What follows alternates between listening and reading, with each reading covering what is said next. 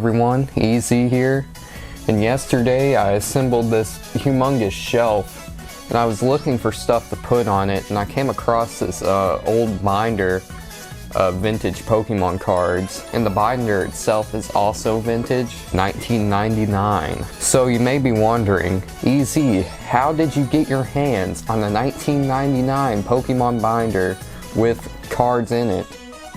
Well, I didn't just go to a pawn shop. My story is a tragedy, a classic Greek tragedy. So in 5th grade, I had a friend. He gave me this binder. Dude, this is so cool. Then a few weeks passed, and it was me and my group. We were looking at Pokemon cards as usual, and he was like, Easy, I want my cards back.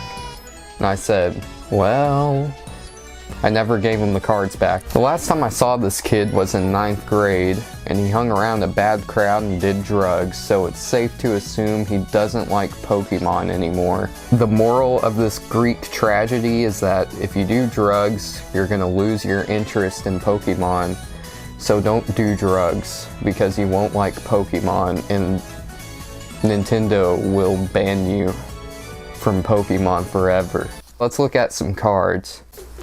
Okay, so the first card I see, by the way, it's been a few years since I've even looked in this thing, is a Charmander card, but it's not like an average Pokemon card. It was a part of a Topps series, which, if you know Topps, Topps makes sports cards. So this card's pretty interesting. It is official. I really like the style, I like the art on it, and I really like the trippy backside. Okay, page 2. Drowsy Abra, Brock Zubat. I don't know, I don't remember Brock having Zubat, but okay. And a Dark Rapidash. I don't know the rarity on these dark cards, but I always found them to be interesting. I thought they were rare, but I don't think they are. In fact, I think they're just as common as any other card. Page 3. We have some good ones here. Look at that Onyx. So we have ourselves some of the illuminating cards. I know there's a different name for those, but I forgot what they were called. Holographics. But for now, I'm just gonna call these illuminating cards. We have an illuminating Wigglytuff and an illuminating Surge, which is the electric trainer, gym trainer guy. 4th page, we have another Topps card with Squirtle this time. We have Surge's Voltorb. We also have Brock's Vulpix. I remember this Vulpix specifically because it looks like Crazy Red from Animal Crossing.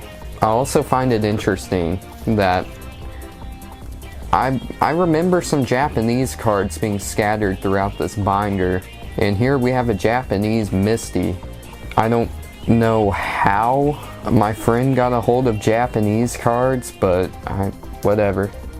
Hey guys, I was filming some B-roll, and look at this.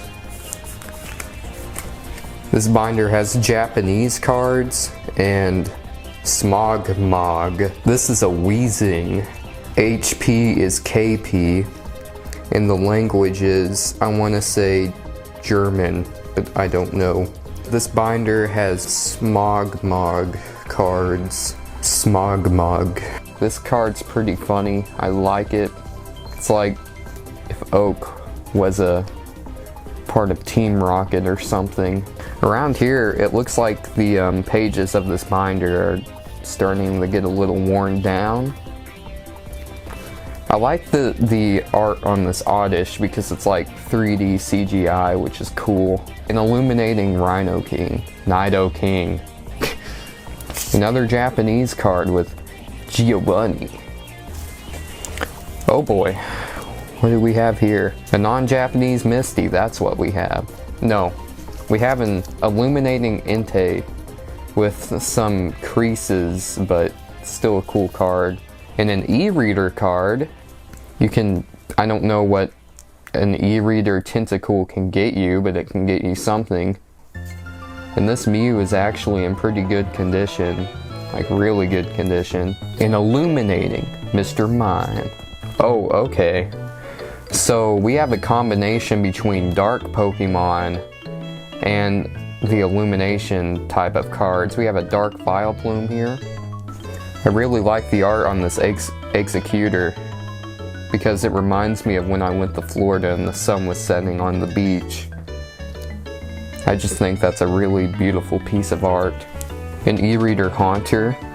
I like how they went with like the abstract art type of style with it.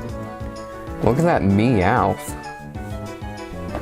It only has the move Payday, and I like how the art illustrates that. It's just Meowth sitting on a whole bunch of gold coins. Only knows Payday. Come on, man. You gotta get yourself some bite. Bite, or at least tackle. Whoa. An illuminating Lapras, but that's not what I was woeing about. I actually knew that I would talk about this coming up because this card's very memorable. When I first got this binder from my friend, I saw this card with like a texture on it in the scene of like Mecha Mewtwo from Mewtwo Strikes Back. I was like, geez, that is one epic card. And it's a part of the Top series. But this is really cool because it's exclusive to the Mewtwo Strikes Back movie. And it has a little summary of Mewtwo. I remember seeing this card and I was like, this card is super dope. An Illuminating Muck. I remember this Kabuto card because it was like a Kabuto plastic toy in a realistic environment, and I was like, you know, that's cool. There's something about this old art on these Pokemon cards that they're not the same anymore. They just aren't. Wait a minute. Okay. For a second I thought that Jinx was the uncensored Jinx. The uncensored Jinx just has a black face. And that's what I thought at first, but it's the censored Jinx. Okay. And the last page is pretty anticlimactic. Nothing much.